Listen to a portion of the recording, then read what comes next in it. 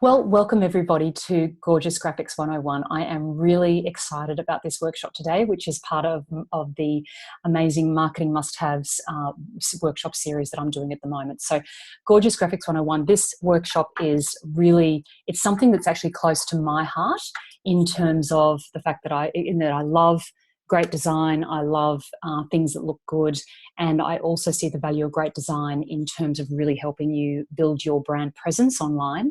And you can do it so simply using some of the techniques that I'm going to be sharing with you today. So this topic is probably one of my personal favorites. I'm a bit of a weekend hacker as an artist. I like to draw and paint. So I think when I'm working in design and when I'm working with programs like Canva, I feel really at home and I really enjoy myself. It is one of my highest joys to be doing design work like this. So today, I'm going to be sharing a lot of material with you, and today's workshop is actually covered in two parts.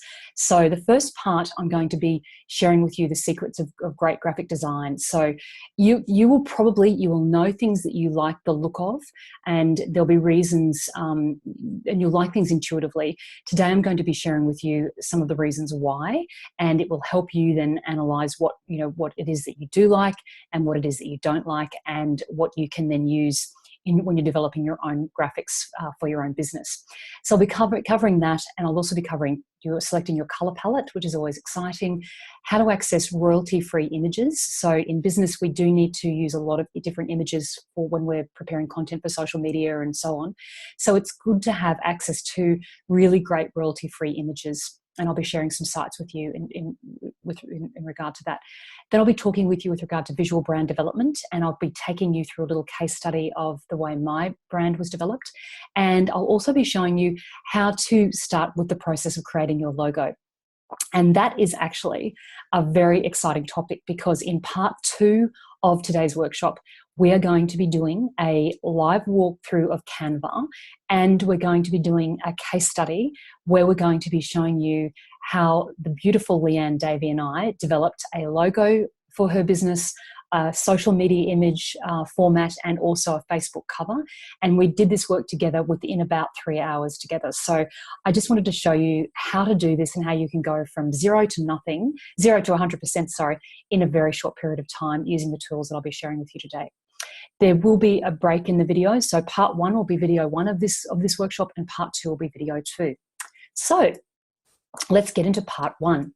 So great design. When I'm excited, I've jumped straight into my slides here. So if you were to think about things that are appealing to you from a design perspective, there'll be different reasons or answers that you would give me. But the kinds of things that I thought about when I was, thought about answering that question off the top of my head was that I like things that are eye-catching, things that are visually appealing to me, things that also are very clean and clear, so that they have white space around them, all the elements have white space around them, and that there is consistent look and feel to the design. And from a branding and design development perspective, this notion of consistency is really critical. A brand is built through consistency. So today we're dealing with design, but I come from a marketing and communication background, and I will tell you that consistency of your words and messages are also really important. And I can talk to you about that in another forum. But also, so as well as the consistency of your words and your messages, it's also really important that your visual look and feel are consistent.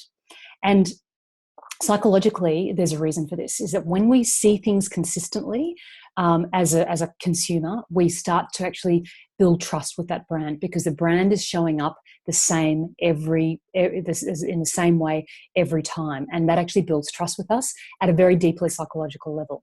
It means that people know that when we're looking at a brand, for example, you think of the Nike symbol or Nike swoosh.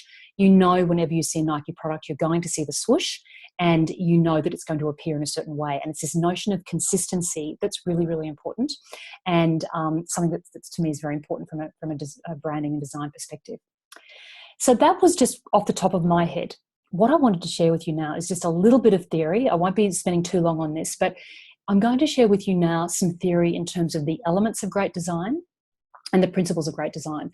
And the reason for this is that you'll be able to then take in some ideas from these elements and principles, and you'll be able to apply them to your own graphics. And you'll also be able to critically analyze what's working with your graphics. And when perhaps you're looking at other people's graphics, you'll be able to start using some of the language that I'm going to be sharing with you, and you'll start critically analysing, thinking and understanding why one piece of graphic design is working and why it's working, and why another one is working, but perhaps working so much better than the first. So that's what I wanted to share with you today was these elements. So let's firstly speak about the elements of great design. And this is quite basic, but it is very fundamental to good design. So the first element is the use of line. So a line is that mark that we will make on a paper to define a space or create an edge where two shapes actually meet. So that's what we're doing with a line. A shape is a defined area that could be geometric. It could be squares, triangles, circles, or it could be very organic and very free-flowing. So different shapes denote different things. Obviously, something that's more square and aligned feels more formal. Something that's more organic, so perhaps it might be a symbol of a leaf, or an outline of a leaf, a beautiful watercolor leaf, then that's more of a natural, gives more of a natural feel. So when we're starting to think about the shapes that we're choosing, those things will then convey a message or a story as part of our brand. Excuse me. So all of these elements can go together to make your brand. Direction is also important in terms of direction of your lines. So basic directions that we're going to cover here are horizontal lines, and they give us a feeling of calmness, stability, and tranquility. Vertical lines give a feeling of balance. They also they're almost like standing up to attention, so they give a bit more formality and they give a bit of alertness. And then an oblique line suggests movement or action in some ways. And I'm going to just give a little case study image in a moment I'll explain some of these things in more detail, and that might make a bit more sense. The last three elements of great design are size. So the size of the objects and the relationship between different shapes on the page. So just think about perhaps the last magazine that you looked at, and just look at the different objects and relationships. Look at a magazine cover and look at how even the headlines on the magazine cover are shaped or positioned in a particular way to draw attention to things. Texture, so the surface quality of the shape. Has it got a pattern on it? Is it rough? Is it smooth? Does it feel glossy? So these are all things that we're seeing visually, and then when something's actually printed formally, we're also getting that, we can also start feeling things. And interestingly, I had a conversation with a client of mine a few weeks ago, and she's telling me about her business card. She was going into launch and she said, I really wanted a round business card because her logo is round, but she said, I didn't have the time, in terms of the printer didn't have the time to make that. But she said what the printer did have time to do was to print her card on a very, very heavy card stock. And this card stock and I picked up the card and it felt amazing.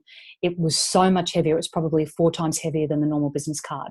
So immediately when you've got a heavy card stock like that, it's got a texture, it's got a feeling, and it's sending me a signal of solidity, of being very foundational. And that card, because it's so thick, you think, oh, I shouldn't really, that's not something I'll put to one side. I won't just throw it away. I'll put it somewhere safe and keep it. So everything that we're doing from a design perspective is conveying a message. And I guess that's what I really wanted to share with you in this first part of this workshop, is that everything we do, everything we choose, from a color, from a line, from a shape, from the weight of a paper, if we're printing something, everything is going to convey a message or part of your story of your business. So these things are really important to think about. And then our final element of great design is color. So thinking about the characteristics of color. So we have warm colors, things like oranges, magentas, purples, pinks, and they're my favorite color preference. And you'll see some of those in some of the examples I show you later on today. And then there are cool colors. So those cool colors are things like greens, blues, and so on and so forth. And typically you'll find you have a preference for warm or cool. And I've certainly found when I've been painting, I actually have a huge preference for warm colours. And my challenge as a painter is actually to bring some of my cooler colours back into my canvases, because it would actually create a juxtaposition that would actually work really well for those. So that's a little thing that I'm sort of testing out when I'm doing my painting. Colour value is also important. So how light or dark is a colour, and colour intensity, how bright or dull is it? So let's just have a look at these 6 elements. If we have a look now at this example of this of this magazine. Now, as I said to you earlier, I'm doing a walkthrough of Canva, and this is just one of the samples of the magazine layouts that they have done in Canva, and that is available for free. So I thought it would be nice to show you that, and also to just explain some of these elements. And I've just made a couple of notes to myself. I want to make sure I cover everything off with this one. So if we look here on this magazine cover, if we look at firstly, let's look at line. So there's a very, very dramatic use of line in this magazine cover, this really strong square rectangular box. And note the thickness of this. There's been a choice to really create a picture frame here within a picture frame. And the thickness of the line is really sort of drawing our eyes sort of into the center of that image. The other thing is obviously shape. There's some really strong shapes that we're using here that's being used here on this magazine cover. So we've got a rectangular shape and then another rectangular shape inside it, and that is actually in terms of our principles of great design, that's actually a principle of great design to have repetition there. The other thing, though, that gives this balance, this cover balance, is that there's heavier fonts at the top. So we've got large fonts in terms of the title, but we've got finer, less heavy fonts here.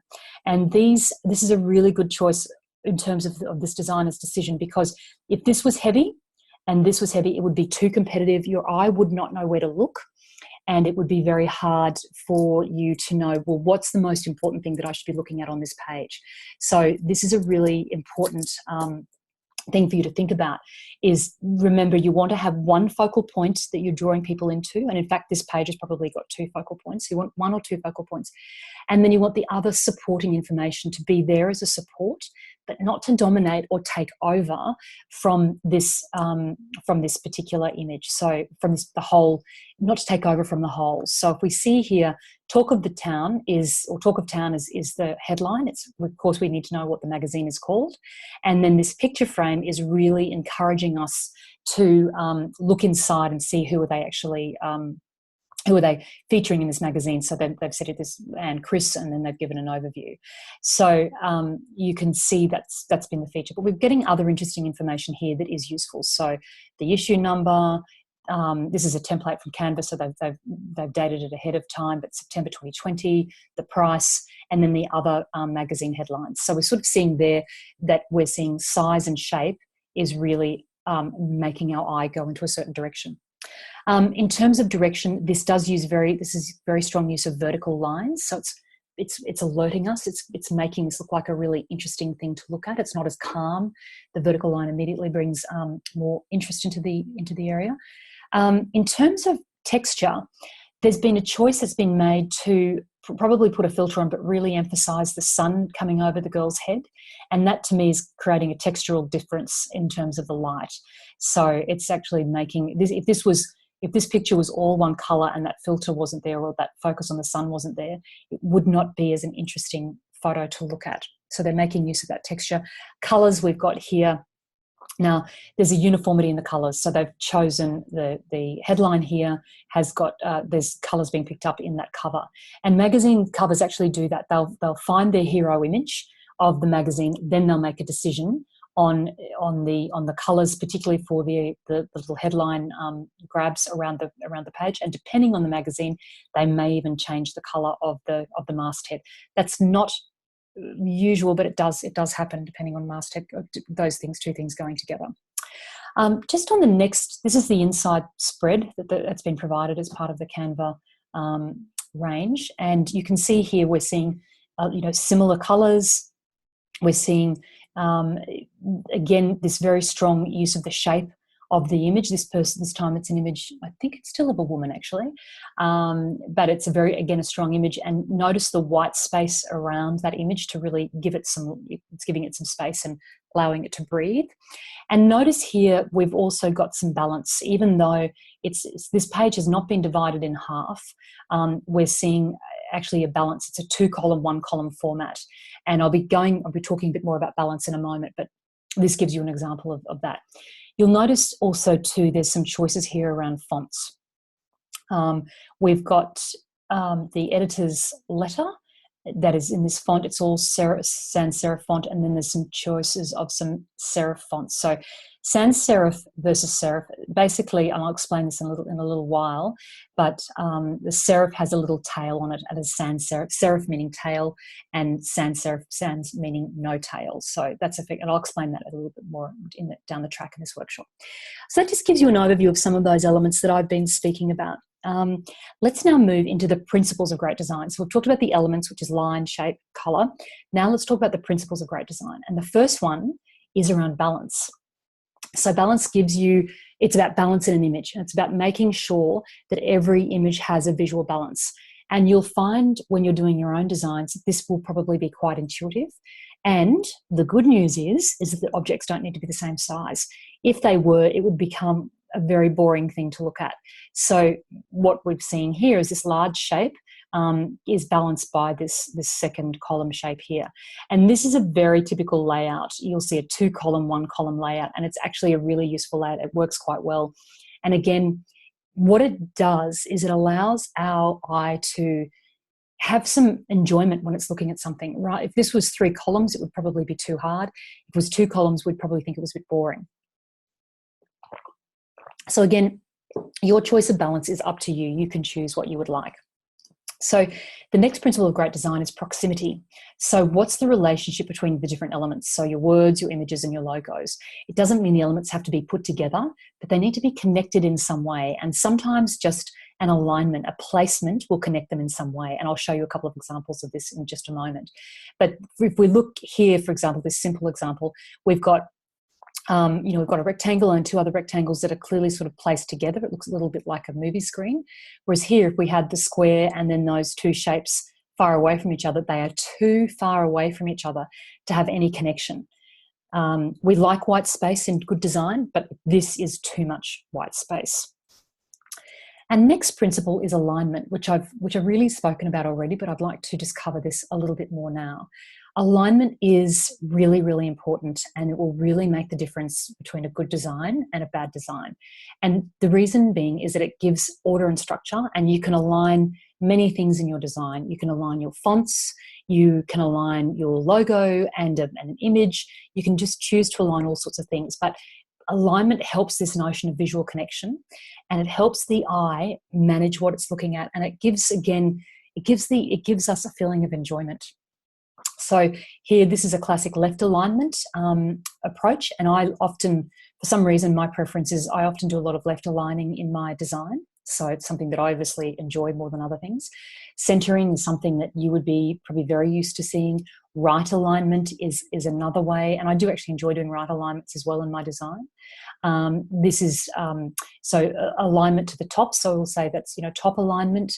Then centering everything in the page. And notice here how we've got these shapes. Their center points are aligned. They're different lengths, but it's the center point that's aligned.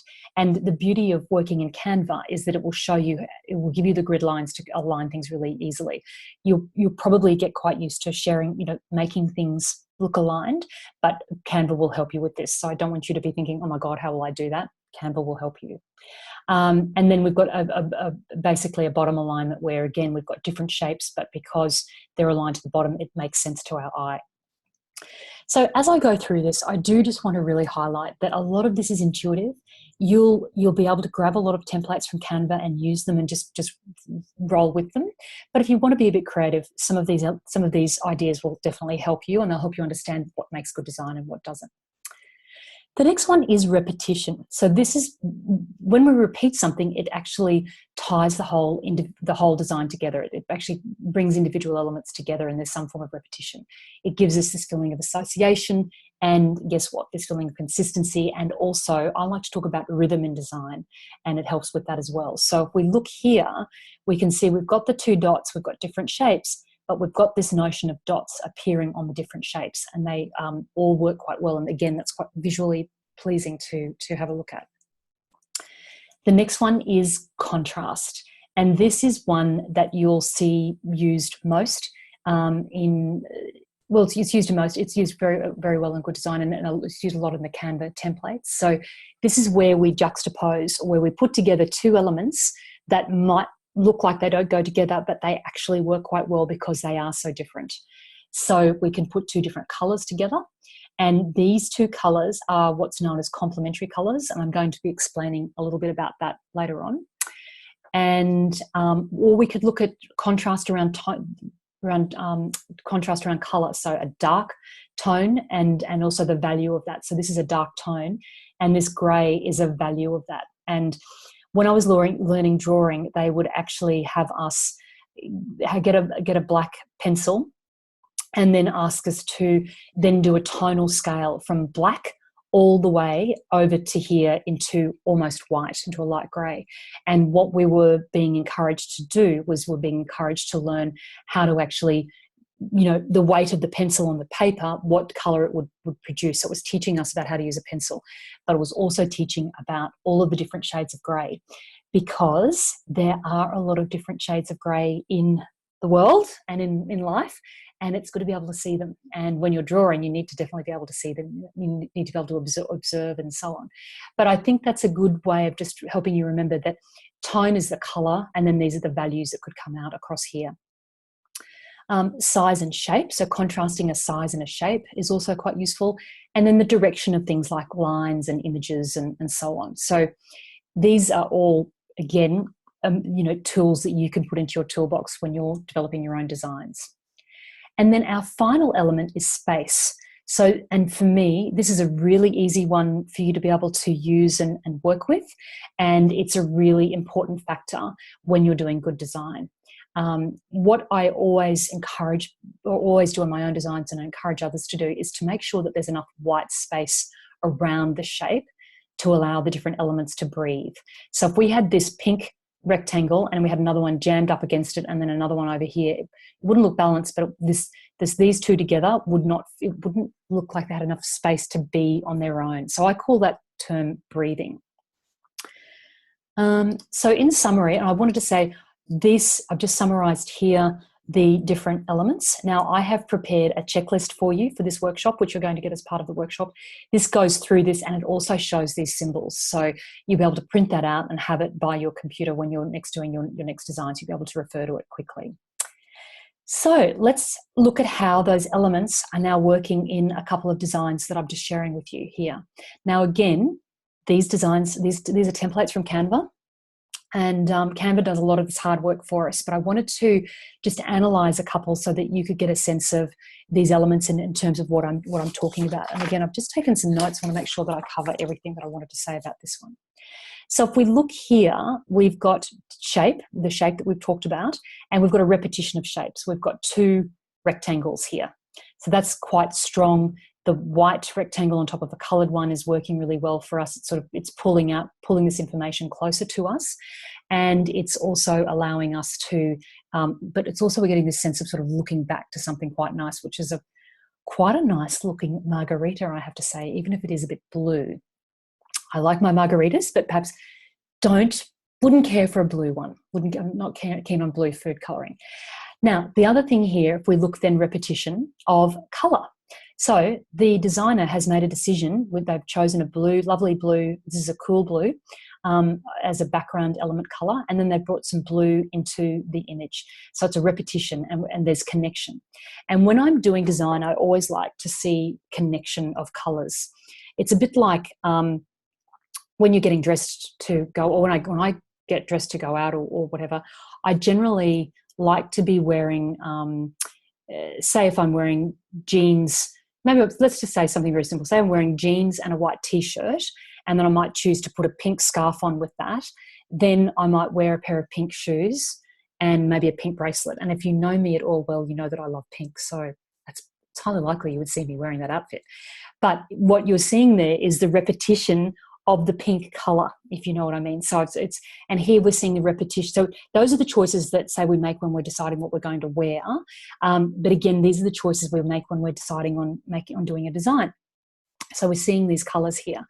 The other thing that I like here is that this designer has done is that they've used a shape that actually looks a little bit organic. You'd probably find maybe it's an oval shape with some dots in it, just to give this a bit of a pop and a bit of a lift.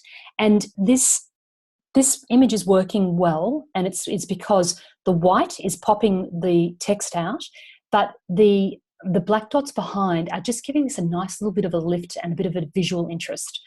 So that's working really, really well. What else did I want to say here? Okay, the text alignment and proximity. So notice here I was talking about white space before. If this raise your glass was, see how the same amount of white space is between raise your glass and sip and have fun and the big headline. So see how that's exactly the same. And notice how that they're all centered.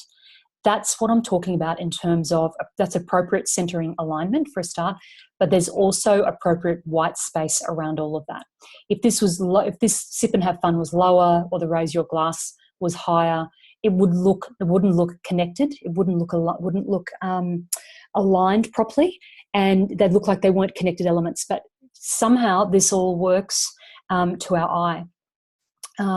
And there is something called the golden mean, which is, and again, I'm not going to go into that in great detail because I don't have the background information on it, but they say that when we look at someone's face, when we look at things in nature, we're looking for things to have a certain balance, and that balance is called the golden mean. And so that's why, and we're looking for things to be in alignment to that golden mean. And that's what is working here. It's what works when we look at people's faces as well. So it's a very interesting thing that we intuitively tune into. I think that's all I wanted to say there. I guess for me, this image works really, really well, even though I'm not into cool colors. For me, it works well because there's been a great decision here to pop this text out. So one of the things that I promised today was to talk to you about how to help your images pop. This is a great example. If you choose to use, vectors or shapes like this, or images, if you want something to really pop out, just put a nice shape like this and do some contrasting colors, like the black on white. It's a very classic and very powerful design tool, but it looks really, really good. This one is, again, another example I wanted to share with you. And the reason I'm sharing it with you is that it's just so simple.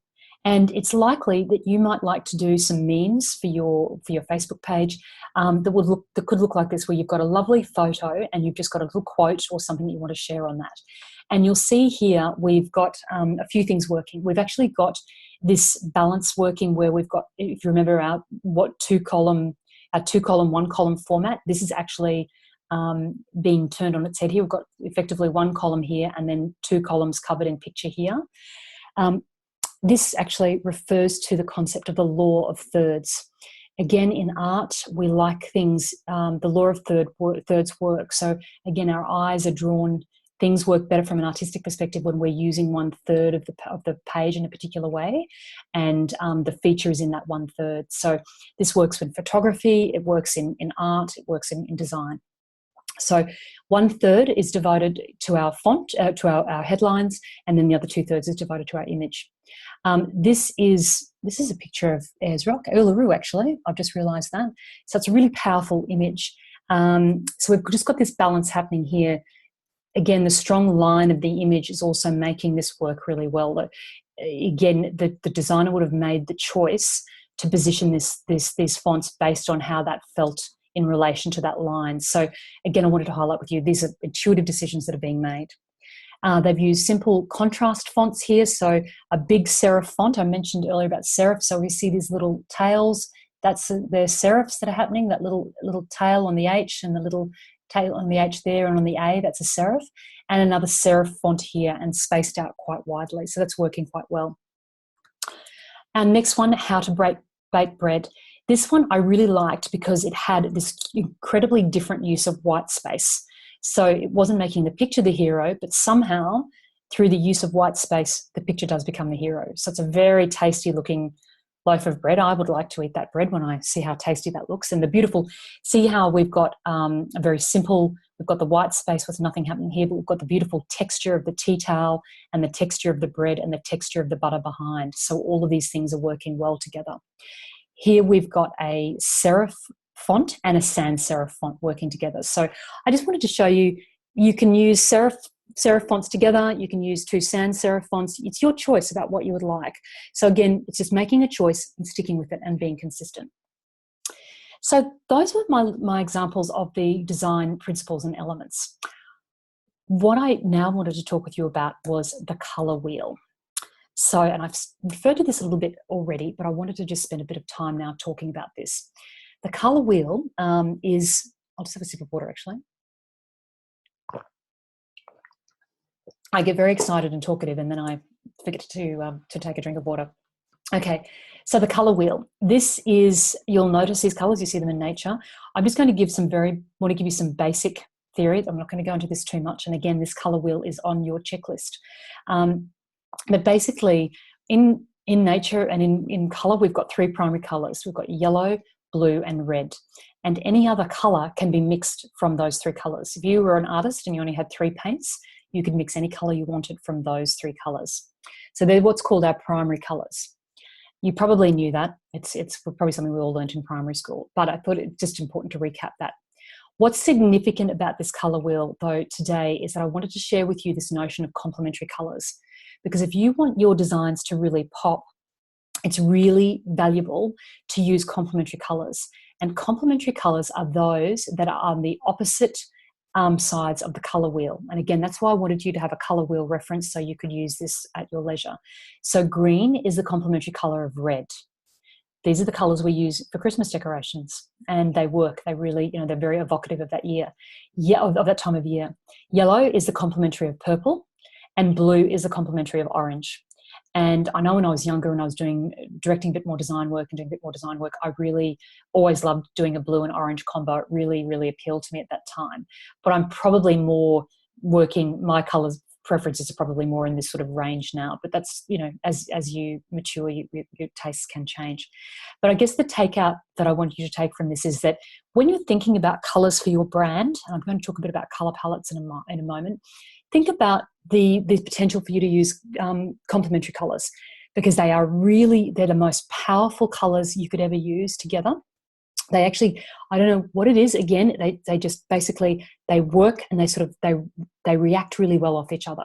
So again, something for you to just think about as you go. And again, and I'm saying here, colours are cool and warm. So if you look at this side of the colour wheel, it's cool, and this side, it's warm. So you're going to, and you will energetically gravitate to certain colours. And if you like certain colours, can I encourage you to go with those colours? Don't think, oh, well, everyone's using green and blue and I should then use something else. If you really like green and blue, go for it, because it will really resonate with you and it will make you feel great about your business, and you will love looking at the things that you've designed, and you will want to go and create more things that you've designed. So it's really important that you have that real connection. And I know Leanne and I, when we were preparing for her case study today, we were both just so excited about how the colours worked, and they were the colours that Leanne had really thought about and that she really loved, and they all really worked together. So I just really wanted to share that with you there, because it is a really important thing. But choose what you like, choose what resonates with you. And if you're not sure about what resonates with you, just flick through some magazines and look at the imagery that you like and that appeals to you. Maybe rip some of those images out, or go onto Pinterest and create a board with pins of colours of things that you like, because that'll give you a sense of what you do like. And if you're still thinking, I'm not sure, I can't choose between particular colours, close your eyes, take a deep breath in and think about what it is, and then open your eyes, and then within the first 3 seconds, you'll get the answer to what that question is, what it is that you really like. So just allow yourself to have a minute and enjoy this process, because it's such a fun part of the process. So font choices. The other choice you'll be making in terms of your designs will be choosing on your fonts. So serif and sans serif fonts. So I really explained this, but I'll just give you an example here. I'm going to show you my absolute favorite serif font example, Palatino. I just love this font. I think I love it because of the name, the Italian style of the name, Palatino. It just sounds so good. Anyway, that's Palatino. I think it's very pretty. And you'll see here, these are the little serifs on the P. I'm sorry I don't have the more technical. Serif will mean something in Latin, and I didn't look that up beforehand, but basically the little tails that are appearing here. So that's when you know you're working with a serif font. So we'll say bye-bye to Palatino, and let's have a look then at our sans serif font, which is Helvetica. So very strong, font, you would have used this font yourself probably. You would have seen it a lot of times. It's a really strong, powerful font, and I like Helvetica. It's one I think that Steve Jobs at Apple really loved and used a lot as well. So again, you'll be making some choices about your fonts. Canva will help you with this as well, but I just wanted to highlight to you again, it's a decision you'll need to make about which fonts you want to use and to be consistent with that. Whoops. So here, if we just have a look at these couple of images. So we've got the margarita image again. You'll see this is using a sans serif font and then a serif font. And again, they are complementary. Most designers will choose for your, if you've got a graphic designer to do your design work, they will choose generally a serif and a sans serif font. And the reason for that is that it allows things to become accent quotes, pull quotes. It allows you, just gives you more range, because in every font, it has a range. There'll be a light version, could be a dark version, depending on the font that you're looking at, but there could be potential different versions of that font. So with this font here, and I know with Leanne's case study we're working on today, we were looking at Montserrat, and I said she was using Montserrat Light in one of her images, and I said, look, it's not working. It's not heavy enough for what we need to use right now. So we went and found another Montserrat font, which was Montserrat Dark, and it worked really, really well. So there are different types of fonts. There's like font families. But we choose, I like to have a serif and a sans serif font because it gives us this chance, gives us more scope to play with and to make things stand out. So that's that one. Now I thought I would share with you then this graphic that I'd done for this series. So basically we'll see this is my brand font, so this playlist script, and then I'm using a sans serif font. So this effectively is a serif font because it's got the S, and obviously it's very light and loose and open. And then the sans serif font is Roboto condensed, and it's more it's a contemporary font. It's more formal, and basically these two balance each other out. So I've chosen these for some light informality and then some more formality. So that's that one. So what I was going to say, as I've said earlier, if you're not sure about fonts, colors, have fun and play and collect things you like, and you could create a mood board in Pinterest or in Canva. And if you do that, I would love you to share your mood board or an image of it in my Facebook group, Create From Your Highest Joy. So if you're not a member of my group, please come and join the group. I'd love to see you there. And please share your mood board. So I'm just sharing here a couple of mood boards that I did. I just literally, I saved images that I really, really liked from different parts of the web. I just did some just did a whole look at some images over a couple of days, and I found images and photos that I liked. And what I did was I just then saved them as little uploads into Canva and then created these two mood boards so that I could give them to the designer for my website. So if you look here, you'll see there was actually two colorways that I was really liking. It was interesting. I created two mood boards. This one, which had softer colors, and this one, which had deeper, darker colors, more dramatic, and there was more dramatic text and a bit more black and so on. And we made a decision in the end to go with this particular mood board here because I wanted more, I guess my style is that I like to, I've got in terms of, I guess, me and my brand and my business, I've got a part of me that, I love yoga and the soft gentleness, but I also like things to be really clean and clear. So it's about bringing those things together, and I like the strength. Actually, I like strength, and I really value strength. So I was bringing that in here in terms of these colors. So these for me felt stronger and more decisive than these colors here, although I love these colors as well. It was a tough choice, and I had a lovely designer to help me. So color palette selection, I've sort of moved into this area. This is fun. And I'm just going to really step you through some key principles now. So again, as I've said earlier, choose colors that suit the style and tone of your business, but I would also say that suit your style and tone. What you're doing here is you're creating, your business is effectively an extension of you, and you want to be loving it. You want to be loving every element of it. And when you're choosing your style and tone, this is really going to come through in terms of the colors that you choose. So look at what you've collected on your mood board and then really see what stands out for you on the mood board. And as I've just said to you, I collected two mood boards and I could see which one was the standout for me. So choose to do a couple of mood boards if you like. Now, I've got a couple of, I've promised some free resources today, and here's the first of them. I wanted to share with you a couple of places you could go for some colour palette inspiration. So the first one is coolaws.co, and you can click on this link again. Click on this link to create your own colour palette and look through other colour palettes that people have prepared. Again, I've put these links, you don't need to copy them down now, I've put them in the checklist for this workshop, so you'll be able to just click through from that PDF checklist. And then good old Canva, they have created a colour palette generator. They're very clever. So this is an example here of it. So basically you upload an image that you like and it will then choose the colours out of that image. So it's a really interesting little process and I really liked it. So again, if you're not sure, find some of those images that you like, take a screenshot and just upload them here, and then you'll get your colours for you. Obviously, if you've already had a logo done or you've done this piece of work already for your business, you won't need to worry about this, but I wanted to share it with you in case you hadn't done that. So that's where you would go to do your colour palette. Now, the next one is to get some royalty-free images. So this is really an important part of your business. It's really important that you any images that you use, you're very, very clear about the copyright arrangements around that, because there are artists who have taken images or created images that they need to be compensated for that. And sometimes we need to be very careful. Sometimes we can just snip images from the web and go, oh, we'll just use that. But that could have copyright on it and it could land you in some hot water.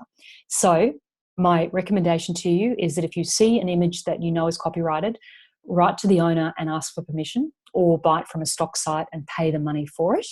And also note that you will be charged depending on the usage of that image. But if you don't want to spend some money on images yet, and I don't think that you need to, then there are a few things that you can do. The first one is take your own images. This is something that I do a lot. I quite enjoy photography. And so I take my own, and I've used quite a few of my own images in my blog titles and in my social images and so on. Edit free images from the stock sites so that they look like yours. So just be aware that some of the images on the stock sites are very heavily used. So, and some of the images in Canva, because Canva will offer you some free images, be very well aware that they are used a lot. And if I saw someone's website the other day, and the website was a really good website, beautifully put together, really well written, but the person had used some really commonly used stock images.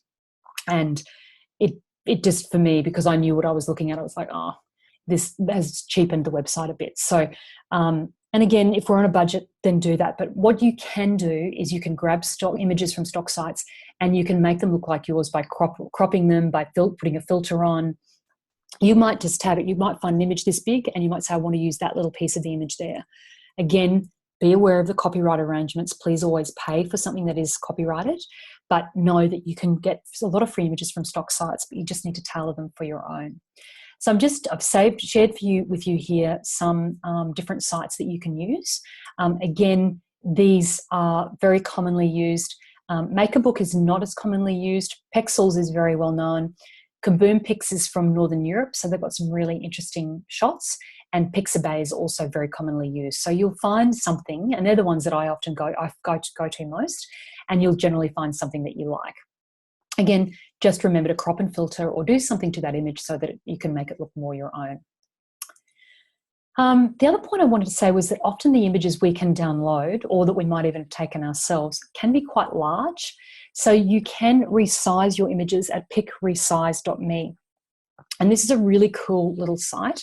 And I'm just going to give you a little demo now of how to use that. So I'll just jump out of this for a moment. I'll just go over here to Pick Resize Me. So this is the website here, picresize.com. So you just click on here and go browse, and then you just grab an image. So I'm just going to grab that image of my mood board. We'll just upload that. And then you just press continue.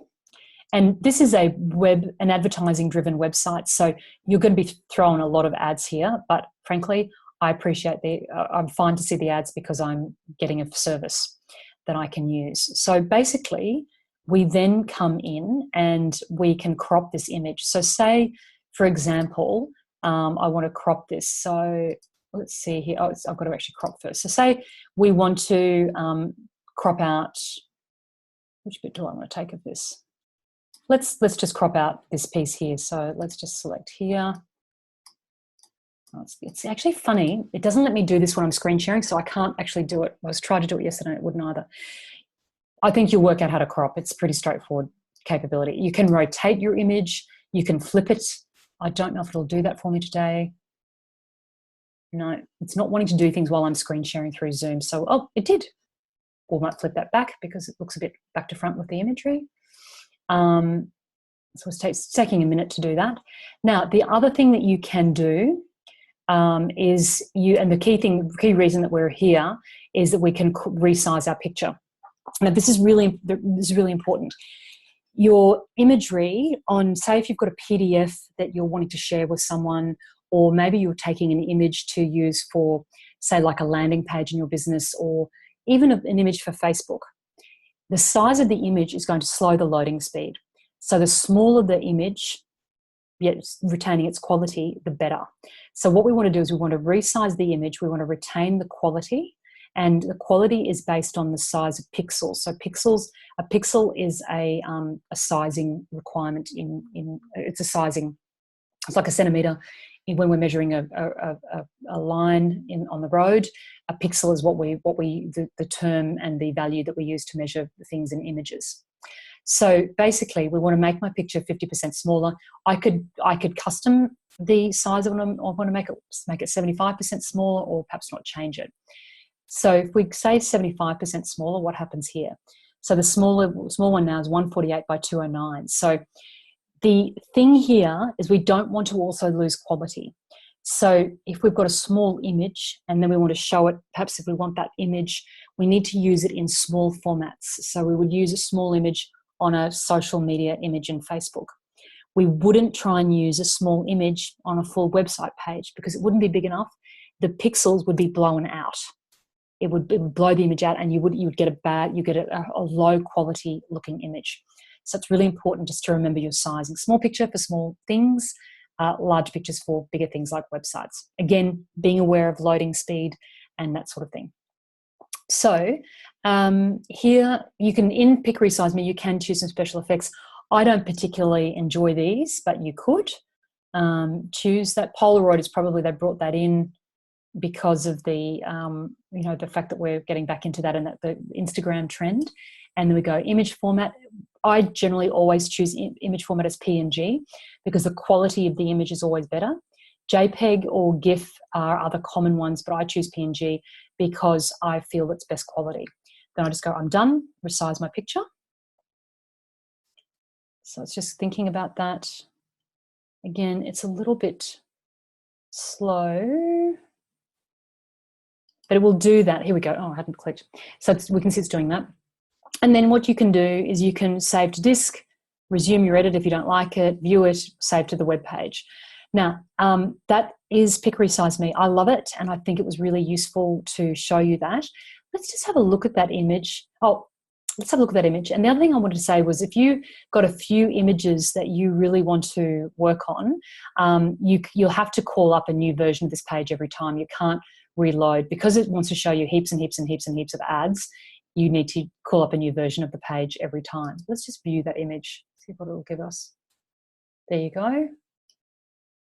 Okay, and the Polaroid effect you can see here, it's popped it off and given a grey background. That's kind of interesting.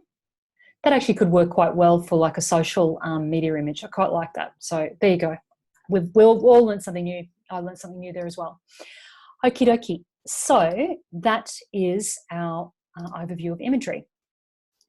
So we've covered those things and cropping.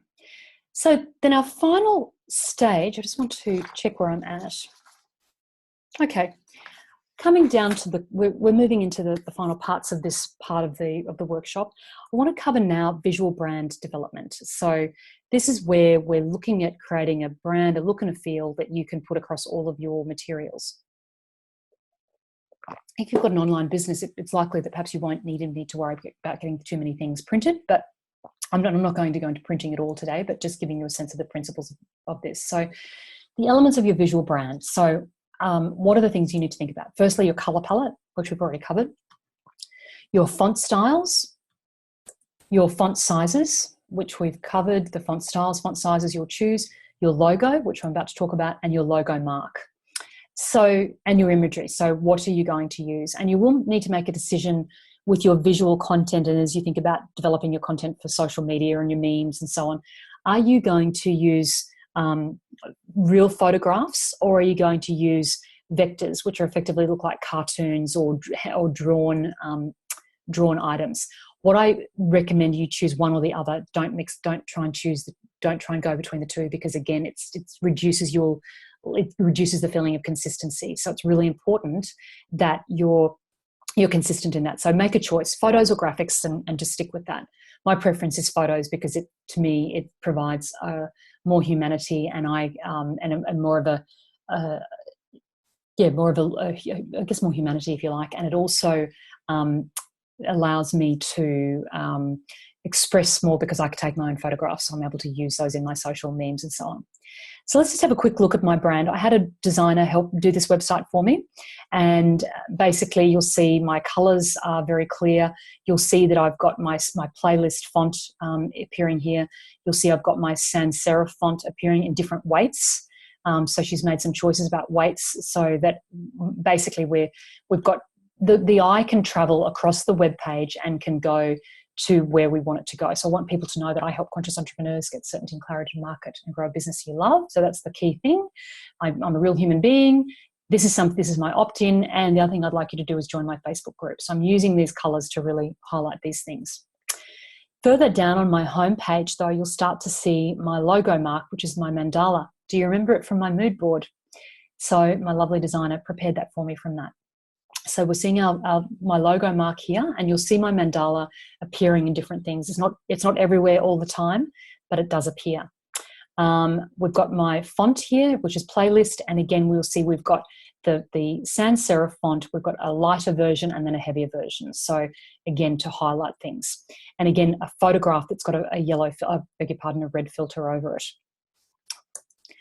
Here, this is one of my memes, and you'll see the mandalas appearing again, and this time it's gold. So this is a beautiful mandala that my designer did for me. Again, my font, and then I'm using lowercase version of my sans serif font, and then jenramsey.com. Now, I had to make a decision here. Ideally, because on my website it's Jen Ramsey, and ideally we would have used playlist font. We would have used this font here. But when it's small, it's too hard to read. And I want people to be able to recognize my website. So that was just a decision that I made. And I'm quite comfortable with that because, again, we want people to come to our websites. We don't want them to go, oh, that's too hard to look at, and move on. Here, this is just, again, a social image that I've prepared inside Canva. And you'll see my playlist font. Again, the sans serif fonts I'm using here. This is, again, another tip in terms of making things pop. Because I like to use photos, I need to have a device that allows me to get my text to be clear. So I just put a shape behind, and that shape is just, and I'll show you how to do this when we get into Canva. And the shape, that's probably about 46% transparency. So it provides a nice little pop out to allow my font, to allow my words to appear, but it's not detracting from the back picture. Look, here's the mandala, it's appearing. There's my name, and then you can see here behind here I'm in a garden shot, so I wanted people to see that image and the fact, oh yes, she is in business, she's got a laptop. So all of these sorts of things make an impact. I've also put a stripe across here too, because I wanted to highlight this and make people, that this stripe will draw people's eyes in, because again, it's on the oblique, it's drawing people's eyes in, and it's different, and it's very highlighted in the pink. So you can see that there. This is the Marketing Must-Have series. So this is my next class actually in the series, but you'll see here, again, we've got consistency in font, we've got an alignment, we're just using, and I've chosen here to use quite a bit of the sans serif font, but I've chosen different weights and sizes to draw your eye into things. And basically I want people to sort of look here first, and then, oh, that's when it's on, and oh, how do I register for it? So that's just a simple tool there that I'm using. I'm using this, I've made a decision to move this image because it's part of my summer series, so I thought it was kind of fun, and I liked it. It was pink.